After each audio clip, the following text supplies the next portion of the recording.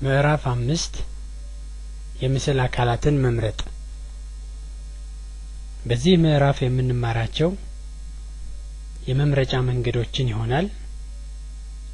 የምስል መምረጫ ማለት ነው። እስካሁን በመሳያ ቦታችን ክሊክ አድርገን ክሮስ ሄር ሲንቀሳቀስ ቀለም ያላቸው ሬክታንግሎችን አይተናል። እናም አሁን እነዚህ ሬክታንግሎች ምን ማለት እንደሆኑ ነው የምንማረው። ለምሳሌ ብዙ ስዕሎችን ወይም የምስል አካላትን ለማጥፋት፣ ቀለም ለመቀየር፣ ለማሳጠር፣ ለማስረዘም ወዘተ ብንፈልግ እያንዳንዱን ለየብቻ ደጋግመን ከመምረጥ ይልቅ በጋራ መርጠን የፈለግነውን እርምጃ ለመውሰድ ስንፈልግ የምንጠቀምባቸው እነኚህ የመምረጫ መንገዶችን ነው በዚህ ምዕራፍ የምናየው። ሁለት የተለያዩ መስኮቶችን ተጠቅመን ምርጫ ማድረግ እንችላለን። አንደኛው ከቀኝ ወደ ግራ ራይት ቱ ሌፍት፣ ይሄ ክሮሲንግ ዊንዶው ተብሎ ይጠራል። ክሮሲንግ ሴሌክሽን የሚቆርጥ መስኮት ልንለው እንችላለን። የሚያሳየው አረንጓዴ ቀለም ነው። የሚመርጠውም በዚህ ከቀኝ ወደ ግራ ሬክታንግሉን ስንስል መስኮቱን ስንከፍት የነካውን ማንኛውም ምስል ወይም የምስል አካል በሙሉ የተነካው በሙሉ ይመረጣል። ሁለተኛው ከግራ ወደ ቀኝ ሌፍት ቱ ራይት፣ ስሙም ዊንዶው ሴሌክሽን ይባላል ወይም ቦክስ ሴሌክሽን። የሚያሳየው ቀለም ሰማያዊ ነው። የሚመርጠው በምንሰራው ቦክስ ውስጥ ሙሉ ለሙሉ የተመረጡትን ምስልና የምስል አካላት ይሆናል። እንግዲህ ከመስኮታችን ከቀኝ ወደ ግራ ከሳል የሚቆርጥ መስኮት እየሳልን ነው። ይሄም ማለት በዚህ መስኮት የሚነኩ ምስሎችና አካላት በሙሉ የምርጫችን አካል ይሆናሉ ማለት ነው። ይህ መስኮት አረንጓዴ ቀለም አለው። መስኮታችን ከግራ ወደ ቀኝ ከሰራን ቦክስ ሴሌክሽን ሳጥን ምርጫ ወይም ዊንዶው ሴሌክሽን የመስኮት ምርጫ ይሆናል። ይሄም ማለት ሙሉ በሙሉ በሳጥን ውስጥ የገቡት ምስሎችና የምስል አካላት የምርጫችን አካል ሲሆኑ በሳጥኑ ሙሉ ለሙሉ ያልገቡት ግን የምርጫችን አካል አይሆኑም ማለት ነው። ይህ መስኮት ሰማያዊ ቀለም ያለው ነው። ሌሎች የተለመዱ የመምረጫ መንገዶችም አሉ። ይሄን አውቶካድ ስክሪን ከፍተን አብረን እናያለን። ከዚህ ላይ የተሳሉ በርከት ያሉ ነገሮች አሉን እንበል። እነዚህ አሉን እንበል። አሁን ስንነጋገር የነበረው ከዚህ ክሊክ አድርጌ ወደ ከግራ ወደ ቀኝ እንዲህ በወስደው አሁን እንደምታዩት ቀለሙ ሰማያዊ ነው። በዚህ ሰማያዊ ሬክታንግሏና የላይኛዋ መስመር ሙሉ ለሙሉ ገብተዋል። ይሄኛው መስመር ግን ሙሉ ለሙሉ አልገባም እና እዚህ ላይ ክሊክ ባደርግ የትኛው ተመረጣውን? ይሄ ፖሊ ላይን ነው። ይሄን ኤክስፕሎድ ላድርገውና ከዚህ ወደዚህ ሴሌክት ላድርግ። እንደምታዩት ሙሉ ለሙሉ የገቡት በሙሉ ይመረጣሉ። ከቀኝ ወደ ግራ ባሰምር ደግሞ ሙሉ ለሙሉ ያልገባው የታችኛው መስመርም ቢሆን አሁን እዚህ ግማሽ ድረስ አስገብቸው ክሊክ ባደርግ ይመረጣል። ያቋረጥኩት በሙሉ ከቀኝ ወደ ግራ ከሆነ የተነካው ይገባል። ከቀኝ ወደ ግራ የተነኩት በሙሉ ይገባሉ። ከግራ ወደ ቀኝ ግን ሙሉ ለሙሉ የገባው ብቻ ነው የሚሰራው ያልነው ይሄን ነው።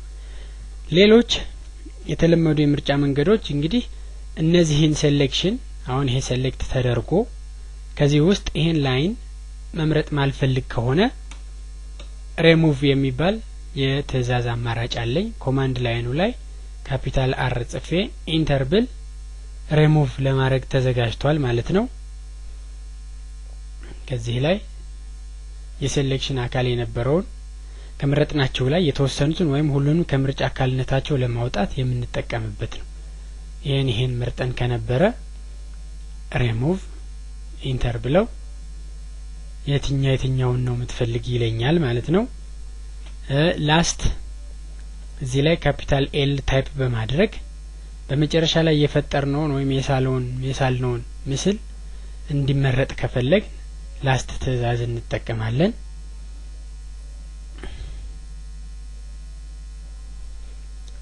ፕሪቪየስ ከዚህ በፊት መርጠን የነበርነውን እንደገና ለመምረጥ ስንፈልግ ካፒታል ፒን በመጫን እንደገና ልንመርጠው እንችላለን።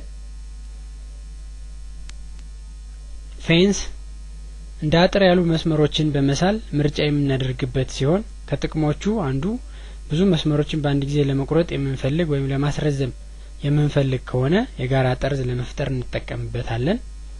ክሮሲንግ ፖሊገን ሲፒ በመጻፍን የምንሰራው እንደሚቆርጥ መስኮቱ ነው። የግድ አራት ማዕዘን ብቻ ሳንጠቀም በፈለግነው የፖሊገን ቅርጽ ምርጫ ለማድረግ የሚጠቅመን ነው። እንደ ማስገንዘቢያ በተቀራረቡ ምስሎች መካከል ምርጫ ለማድረግ ስንፈልግ ዙሚን ማድረግ ዙሚን ይሄን ስክሮለሯን በማውሷ መሃል ያለችውን ጎማ ወደፊት ከኛ እንዲርቅ አድርገን በማሽከርከር ዙሚን እናደርጋለን። ስናቀርበው ደግሞ ዙም አውት ያደርጋል። እንደ መልመጃ ከዚህ በፊት ሰርተን ያስቀመጥናቸውን እያወጣን እነዚህን የምርጫ መንገዶች በመጠቀም ልምምድ መስራት እንችላለን።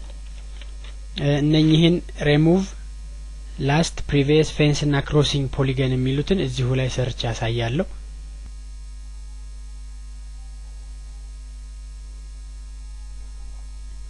አውቶካዱን እንከፍተዋለን። እንግዲህ ከዚህ ውስጥ አሁን ለምሳሌ ምንፈልገው ኮፒ ማድረግ ነው ብንል ኮፒ ብለን ይሄን መርጠናል እንበል። ከዚህ ውስጥ ይሄኛውና ይሄኛውን አንፈልገውም ብንል ከዛ በፊት አር ብለን ሪሙቭ ማለት ነው ኢንተር ስንለው አሁን ሪሙቭ ማድረግ የፈለግነው ይሄን ካልፈለግነው ክሊክ ይሄንም ካልፈለግነው ክሊክ ይሄን ካልፈለግነው ክሊክ አድርገን ከዛ ኢንተር እንላለን። ቤዝ ፖይንት ይጠይቃል። ከዛ ቤዝ ፖይንት መድረሻ እንሰጣለን። ይሄ የሪሙቭ ትዕዛዝ ነው።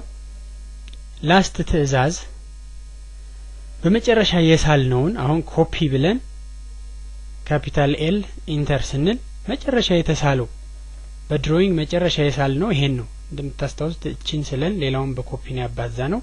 እሷን ኮፒ ማድረግ ስንፈልግ ላስት ብለን ያው እንዳያዩት አውቶማቲካሊ ይመርጦልናል። ፕሪቪየስ ደግሞ ኮፒ ብለን ከዚህ በፊት ኮፒ ያደረግነውን ግሩፕ እንዳለ መንፈልገው ከሆነ ፕሪቪየስ ብለን ኢንተር ስንል እነኚህ ናቸው ኮፒ ያደረግናቸው። ኢንተር ከዛ ወደ መንፈልገው ሙቭ ኮፒ አድርገን እንወስደዋለን ማለት ነው። ፌንስ የሚባለው ደግሞ አሁን እነኚህ ሶስቱን መስመሮች እስከዚህ መስመር ድረስ ኤክስቴንድ ማድረግ ነው ምፈልግ ብል ኤክስቴንድ እስከዚህ ድረስ ራይት ክሊክ አሁን ኤፍ ብዬ ኢንተር ስለው ፌንስ አደርጋለሁ። አሁን በፌንስ እንደምታዩት ራበር ባንድ ተቆራረጠ የሚመስል በሱ የተቆረጠው ሁሉ እስከዛኛው መስመር ድረስ ኤክስቴንድ ይደረጋል። እዚህ ላይ ክሊክ አድርጌ ራይት ክሊክ ሳደርግ ሶስቱም በዛ ፌንስ በአጥሩ የተነኩት ሄደው እዛ ድረስ ረዝመዋል ማለት ነው። አንዱ ልበለውና ክሮሲንግ ፖሊገን ቅድም ያየነው ነው። ምንፈልገው ኤክስቴንድ ማድረግ ከሆነ እዚህ ድረስ ራይት ክሊክ ከዛ ክሮስ ማድረግ ክሮሲንግ ይሄ የነካውን በሙሉ ኤክስቴንድ አድርግልኝ እንደማለት ነው። እንግዲህ ክቡራን ሰልጣኞች በዚህ ምዕራፍ መጨረሻ ላይ የተቀመጡ የሙከራ ጥያቄዎች አሉ። እነሱን በመስራት ከመልሶቹ ጋር መልሶቻችሁን እንድታወዳድሩ እያሳሰብኩ ምዕራፍ 5ን በዚህ ጨርሳለሁ።